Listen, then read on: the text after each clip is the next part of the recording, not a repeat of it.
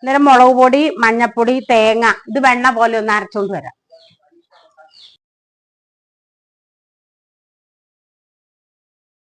അന്നേരം ഉണക്കമീൻ ചാറ് വെക്കാൻ തരണ്ടി മീനാണ്.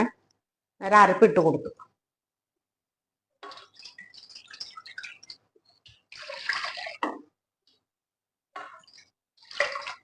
അരപ്പിട്ട് കൊടുത്തു.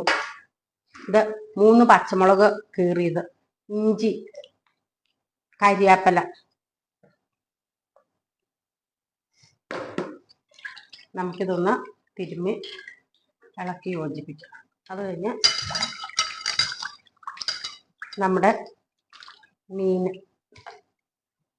ഇട്ട് കൊടുക്കും.